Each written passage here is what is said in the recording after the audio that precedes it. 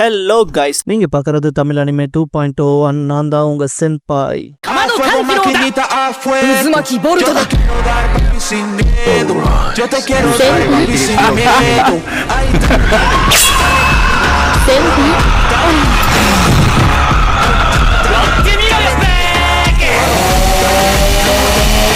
இந்த வீடியோல த எமினன்ஸ் இன் ஷேடோவோட season 1 episode 2 பார்க்க போறோம். எடுத்ததும் சன்செட்ல காட்டுவாங்க. செட் இதெல்லாம் எவ்வளவு தூரத்துக்கு பின்னால இருந்து ஆரம்பிச்சதுன்னு தெரியல, ஆனா இதெல்லாம் தான் வேணும்னு நினைக்கும் போது ஆல்பா வந்திருப்பா. வந்தவன் நீங்க சொன்ன எல்லாமே சரிதான்னு ரிப்போர்ட் பண்ணுவா.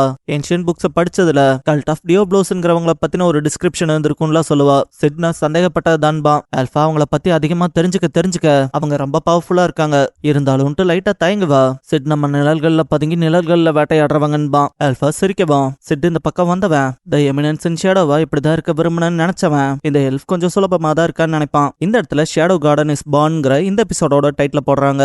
மினோரு லாஸ்ட் சம்மர்ல ஆக்சிடென்ட் ஆகி இறந்து போயிருப்பான் இல்லையா, அவனோட லட்சியமே என்ன, த எமினன்ஸ் இன் ஷேடோ ஆகிறது. அந்த பயணத்தோட பாதியிலேயே எல்லாம் முடிஞ்சிட்டதா இருந்திருக்கும் இல்லையா. ஆளு கண்ணு முடிச்சு பாக்குறப்ப ஒரு குழந்தையா இருந்திருப்பான். மிஸ்டர் காகினோ மிஸ்ஸஸ் காகினோ கிட்ட கிளார் ரொம்ப நாளா தம்பி பாப்பா வேணும்னு கேட்டு இருந்தா இல்லையா, அவ கண்டிப்பா அவனை பார்த்தா ரொம்ப சந்தோஷப்படுவான்பா. மிஸ்ஸஸ் காகினோ ஆனா கொஞ்சம் வித்தியாசமா இருக்கே, பையன் அழுகவே இல்லையா அப்பையில இருந்துன்பா. செட் மனசுக்குள்ள அப்ப அழுகணுமான்ட்டு வேன்னு அழுவான். கரெக்டா அந்த இடத்துக்கு கிளாரும் வந்திருப்பா. செட் அவனோட பாஸ்ட் லைஃப்ல மேஜிக்ங்கிறத சென்ஸ் பண்ணிருக்க முடியாது, ஜஸ்ட் அது ஒரு ஃபேரி டேல் மாதிரி. ஆனா இந்த உலகத்துல இவனால மேஜிக்க அதிகபட்சமா உணர முடியுது.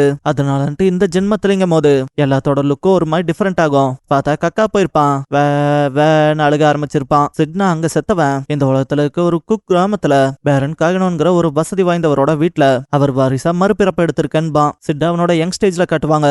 அவன் ஜெனரேஷனா இந்த குடும்பத்துல இருந்து டார்க் நைட்ஸ் உருவாகி வராங்க. அவங்க மேஜிக் மூலமா அவங்க உடல் வலிமையை அதிகப்படுத்திக்கிட்ட வாழ்வீரர்கள் ஆவாங்கன்பா.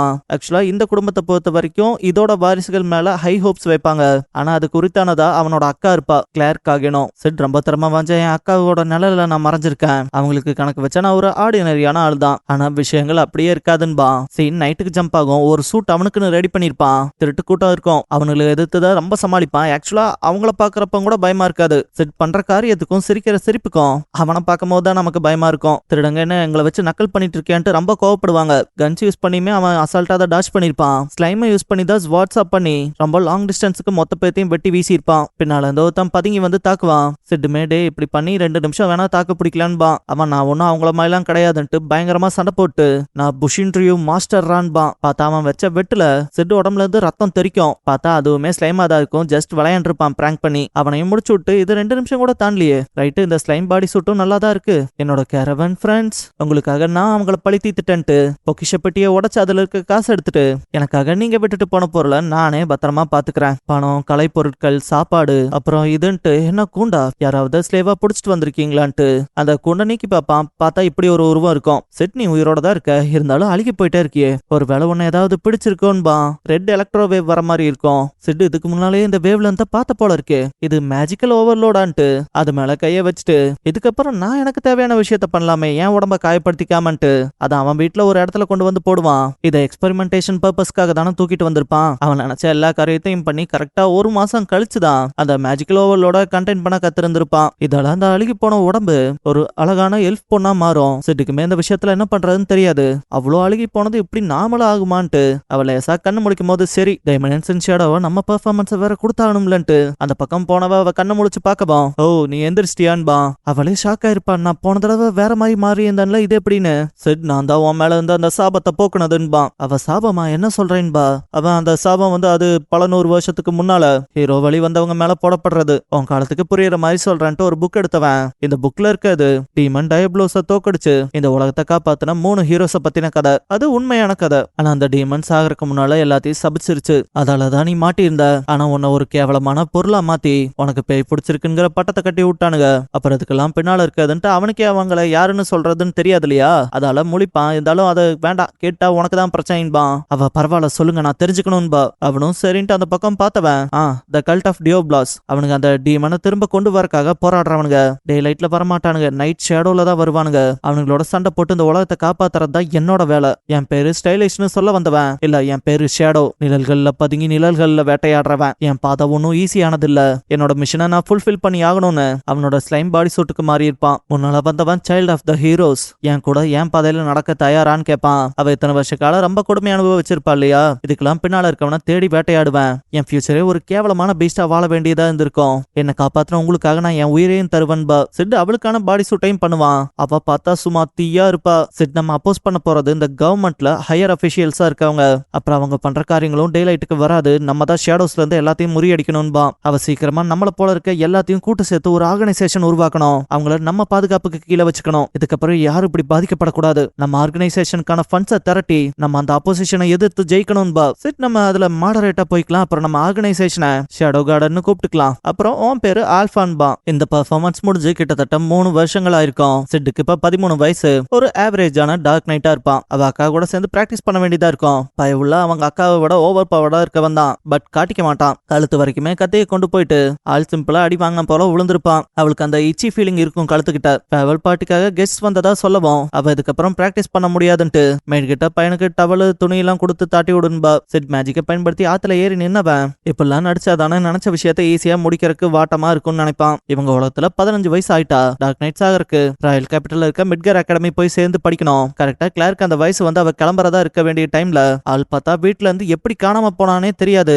சிட்டோட அப்பால வந்தவன் ஏதாவது ஓவர் பவரா இருந்திருப்பானோ கிளார விட. அவளை எங்க போய் தேட என்ன செய்யன்னு சொல்லிட்டு அலறிட்டு இருப்பான். சிட்டோட அம்மா வந்தவங்க, யோ என் புள்ள பாவம் யா, அவளை சீக்கிரம் கண்டுபிடிச்சு கொடு. கண்டுபிடிக்க முடியாதுங்கிற போலதானே இப்ப பேசிட்டு இருக்க சொட்ட தலையான்ட்டு போட்டு புருஷன் அந்த அம்மா லெஃப்ட் ரைட் வாங்கும். சிட் அதை கண்டுக்காம இந்த பக்கம் வரும்போது கூட வேலைக்காரியா இருக்கிறது பீட்டாவா இருக்கும். ஜஸ்ட் வீட்டுல இருக்கவங்கள ஏமாத்திரக்கு ஏத்தபடியான டிரான்ஸ்பர்மேஷன்ல இருப்பா. சிட் மனசுக்குள்ள ஆல்பா தெருப்பூனைகளை பொறுக்கிற போல நிறைய வழி தவறி போனவங்கள இந்த ஆர்கனைசேஷன்ல இழுத்து விட்டான்பா. சிட் பீட்டா கிட்ட ஆல்பா என்ன பண்றான்னு கேட்டா அவங்க கிளார தேடுறதா சொல்லுவா. சிட் இவ்வளோ ஃபாஸ்டா இருக்காளான்ட்டு. சரி என் அக்காவை தூக்கிட்டு போனாங்கல்ல, அவனுங்க அவளை உயிரோட தான் வச்சிருக்காங்களான்னு கேட்பான். அவளும் உயிரோட தான் இருக்காங்க. கடத்திட்டு போனது கல்ட் ஆஃப் டியோப்ளோஸை சேர்ந்தவங்க தான், ஹையர் அபிஷியல்ஸ்.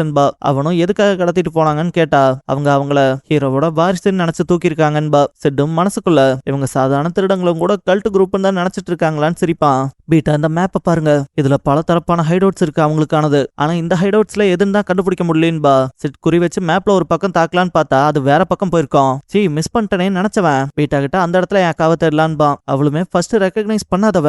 இதுல கண்டிப்பா ஏதாவது லூப் ஹோல் இருக்கணும்ட்டு நீங்க இண்டிகேட் பண்ண இடத்துல தான் கண்டிப்பா அவங்க ஒளிச்சு வச்சிருக்கணும். இதுக்கான வாய்ப்பு அதிகமாவே இருக்கு. நீங்க நிறைய இன்ஃபர்மேஷனை கன்சியூம் பண்ணுவீங்களோ, நீங்க ரொம்ப பிரில்லியண்டா இருக்கீங்க, நீங்க வேற லெவல்பா. சிட் இவ்வளவு நடிக்கிறதுக்கு அனுப்புனா ஆஸ்கார் அவார்டே வாங்கிட்டு வந்துருவாளேன்னு நினைப்பான். பீட்டாவை கூப்பிட்டு சிட் 7 ஷேடோஸையும் வர சொல்லு, இன்னைக்கு ராத்திரியே நம்ம செயல்பட போறோம்பா. அவளும் சரின்பா. இதுக்கப்புறம் அவங்க அக்கா கிட்ட சீன் போகும். செயின்ல கட்டி போட்டு வச்சிருப்பாங்க. இவன் பேரு கிரீஸ், இவன் தான் கடத்தினது. இவன் மிட்கர் கிங்டமோட ராயல் கார்ட். எனக்கும் பொண்ணு இருக்கு, இருந்தாலும் உன்னை இப்படிலாம் டார்ச்சர் பண்ண பிடிக்கலன்ட்டு உதைப்பான். அவ அதை டாச் பண்ணிருப்பா. மேஜிக்கு சீல் பண்ற செயினை போட்டிருந்தோம். நீ டாச் பண்றேன்னா பெரிய ஆள் தான், அவங்க அப்பங்கிட்ட இருந்து நிறைய கத்திருப்ப போலேன்பா. கிளார் யாரு, அந்த சொட்ட தலையங்கிட்ட இருந்தா? அதெல்லாம் இல்ல, என் தம்பிகிட்ட இருந்து இதெல்லாம் கத்துக்கிட்டது. அவங்களோட தான் ஸ்வாட் பிராக்டிஸ் பண்ணுவேன். அந்த பையனால நான் நிறைய விஷயம் கத்துக்கிட்டேன். ஆனா அவன் தான் என்கிட்ட இருந்து எதுவும் கத்துக்கலேன்பா. கிரீஸ் நாங்க உன்னை சபிக்க பார்த்தோம், அந்த பையன் தானே உன்னை காப்பாத்தினது. உன் பிரதரை பத்தி நிறைய தெரிஞ்சுக்கணும்பா. கிளார் அவன் என்ன ஹீல் பண்ணானா? கண்டிப்பா அதுக்கெல்லாம் வாய்ப்பே இல்லைன்பா. கிரீஸ் உன் தம்பியை பிடிச்சி விசாரிச்சா தெரிஞ்சிட போதுன்பா. அவ காண்டாகி செயின்ஸையே பிச்சு எரிஞ்சிட்டு அந்த பையனுக்கு மட்டும் ஏதாவது ஆச்சு உன்ன நான் சும்மா விட மாட்டேன்டான்ட்டு அதிபயங்கர கொலவெறியோட கிட்ட போவா. அவன் மூஞ்சிலே குத்தி பறக்க விட்டுருப்பான். கிரீஸ் இவ பிளட் டெஸ்ட் பண்ணது இவ சரியானவளான்னு தெரிஞ்சுக்கலான்னு யோசிக்கும் போது இங்க வந்த கார்டு ஒரு 7 பேர் வந்தாங்க ஷேடோஸ் போல. டப்பு டப்புன்னு எல்லா ஆளுகளையும் காலி பண்ணிக்கிட்டு உள்ள பூந்துட்டாங்கன்பா. கிரீஸ் இவனுங்க ராயல் கார்ட்ஸேவே எதுக்குற அளவுக்கு ஸ்ட்ராங்கானவனுங்க தானு தோழி வந்தா கால்கிட்டே ஒரு தலை உருண்டு வரும். முன்னால இருக்க பொண்ணுகளை பார்த்துட்டு யார் நீங்கன்னு கேட்பான். அவங்க த கல்ட் ஆஃப் டியோப்ளோஸா அழிக்க வந்தவங்க. நாங்க தான் ஷேடோ கார்டன்பாங்க. அவன் த கல்ட் ஆஃப் டியோப்ளோஸா, உங்களுக்கு எப்படி இந்த பேர் தெரியும்ட்டு வெறி பிடிச்ச மாதிரி ஃபைட் பண்ண வந்திருப்பான். இந்த பாயிண்ட்ல ஆல்பாவோட கைதா ஓங்கி இருந்திருக்கும். அவனோட மேல் தோல்ல வெட்டி விட்டவ நான் உன்னை கொல்ல போறதா இல்ல, முதல்ல இந்த கல்ட்ட பத்தின எல்லா விஷயத்தையும் என்கிட்ட சொல்லுன்பா. அவன் பார்த்தா ஒரு ரெட் கலர் பாட்டில் வச்சிருப்பான். அதுல நிறைய ரெட் பில்ஸ் இருக்கும். ஒன்னு போட்டதுக்கே ரொம்ப பவர்ஃபுல்லா இருப்பான். ஆல்பா முடிஞ்ச அளவுக்கு அவனை சமாளிச்சுட்டு ட்ரிக்ஸ் நல்லா தான் இருக்குன்பா. அவன் பார்த்தா கிரவுண்ட்ல டப்புன்னு ஒரு ஓட்டையை போட்டு ஓடி இருப்பான். பீட்டானா அவனை போய் பிடிக்கிட்டான்னு கேட்டா ஆல்பா அவன் நேரா அவர்கிட்ட தான் போறான்னு சொல்லுவா. பீட்டா இதுக்காக தான் நம்ம பிரிஞ்சதா? லார்ட் ஷேடோ நிஜமாலுமே பிரில்லியன்ட் தான்பா. ஆனா சிட்டு ஒரு பிள்ளக்கா பையில பிடிக்க வந்து வழி மாறி போயிருந்திருப்பான். ஆனா கிரீஸ் அவன் வழியிலேயே வந்திருப்பான். நான் இங்கதான் வருவனும் உனக்கு எப்படா தெரியும் ஷாக் ஆயிருப்பான். டக்குன்னு காஸ்டியூம் பார்த்ததும் நீயும் அவங்கள ஒருத்தன் தானான்ட்டு ஃபைட்ல இறங்கினவன். சிட் அவனோட அட்டாக்க அசால்ட்டா ஸ்டாப் பண்ணதை பார்த்து ஷாக் ஆயிருப்பான். சிட் ஆல்பாவை விட உனக்கு பவர் ஜாஸ்தி தான், ஆனா எப்படி யூஸ் பண்ணணும்னு தெரியல போலயே. உன்னோட முன்னால பஞ்சு தாக்குற அட்டாக்ஸ் ரொம்ப பலவீனமா இருக்குன்ட்டு சிட் நேரா கிரீஸோட கழுத்துல கத்திய வச்சவன். மூமெண்ட்ஸுமே நேர்த்தியா இல்ல, கரெக்டா மேஜிக்கை யூஸ் பண்ற மாதிரியான மாஸ்டர் கிளாஸ் வேணா எடுக்கட்டான்பா. கிரீஸ் வெறியாகி கண்ணா பின்னான்னு கத்திய சுத்துவான். சிட் ஒவ்வொரு அட்டாக்லயும் டாச் பண்ணிட்டு லெசன் 1 கால்ல போதுமான மேஜிக்கை செலுத்தி அதிவேகமா முன்னால போனோம். லெசன் 2 மேஜிக்கை உன்னால கரெக்டா யூஸ் பண்ண முடிஞ்சா உனக்கு கத்தி கூட பெருசா தேவைப்படாது. லெசன் 3 நான் இதை இப்பதான் ஆரம்பிச்சிருக்கேன்ட்டு கிரீஸோட ஷோல்டர்ல கத்தி இறக்கிட்டு கண்ணா பின்னான்னு வெட்டி விட்டுருவான். கிரீஸே இந்த அளவுக்கு பேட்டில்ல நான் ஓவர்வெல்ம்டா ஃபீல் ஆனது இல்ல. இது ஒரு சின்ன பையன்தான், ஆனா நான் என் டீச்சர் கூட சண்டை போடுற போல இருக்கேன்னு ஃபீல் பண்ணுவான். ரத்தப்போக்கு ஜாஸ்தியாகி கிரீஸ்னால சுத்தமா முடியாது. நீ எவ்வளவு ஸ்ட்ராங்கா இருந்தாலும் சரி, இந்த உலகத்தோட இருள் எந்த அளவுக்கு ஆழமா இருக்கும்னு தெரியுமான்னு கேட்பான். அப்படியே கிரீஸோட அந்த பாஸ்ட் சீன்ஸ் எல்லாம் காட்டுவாங்க. சிரிச்சுட்டு அப்ப அந்த ஆழத்தை அலசி பார்க்க நானே டைவ் அடிக்கிறேன்பா. அவன் நான் சீரியஸா பேசுறேன்ட்டு பாட்டில் இந்த மொத்த மாத்திரையும் வாயில போட்டு அலே நல்லா பல்கா இருப்பான். அவனோட கத்தி எல்லாமே பெருசா இருக்கும். இந்த உலகத்தோட இருள்ல கொஞ்சத்தை உனக்கு சொல்லி தரேன்ட்டு நீ பவர்லெஸ்ஸா ஃபீல் பண்ண ஃபைட் பண்ணுவான். செட் பிளே டைம் முடிஞ்சதுன்ட்டு மொத்தமா முடிச்சு விட்டுருப்பான். கிரீஸோட கழுத்துல ஒரு பெண்டன்ட் இருக்கும். இந்த பையன் அவனோட எல்லாத்தையும் போட்டிருக்கான். ஒருவேளை இந்த பையனாலன்ட்டு மில்லியான பெண்டன்ட்ல இருக்க அவன் பொண்ணோட போட்டோவை பார்த்துட்டு சொல்லுவான். செட் அந்த பெண்டன்ட்டை தூக்கி பாக்கெட்ல போட்டுட்டு நீ டஃபான திருடன் தான்ட்டு கிளம்பியிருப்பான். இதுக்கப்புறம் அவங்க அக்கா அவளை வீட்டுக்கு வந்திருப்பா. ஓவர் நைட்லயே ஹீல் ஆச்சோ இல்லையோ அவர் ராயல் கேபிட்டல் கிளம்பி போயிருப்பா. ஈவினிங் சிட் தனியா இருக்கப்ப அந்த கிங்டம் போக எனக்கும் ஆசைதான். இந்த பெண் தங்கிய கிராமத்தை கணக்கிடும் போது அது ஒரு பிரம்மாண்டமான மாநகரம். அங்க ஒருத்த மெயின் ஹீரோ மெயின் வில்லன்னு இருப்பான். எப்படியும் 2 வருஷத்துல அங்க போறது தானே. இதுக்கடையில இந்த பொண்ணுங்களுக்கான வேலையும் கொடுக்கணும்னு யோசிக்கும் போது ஆல்பா ஷேடோவை கூப்பிட்டு இதோட நம்ம பிரிய வேண்டிய நேரம் வந்துருச்சுன்பா. நம்ம ஆளுக்கு ஒன்னும் புரியாது, அவ இது ஒரு குட் பைன்பா. இதோட இந்த எபிசோட் முடிஞ்சது. வீடியோக்கு எப்பவும் போல ஒரு லைக்கை போட்டுருங்க.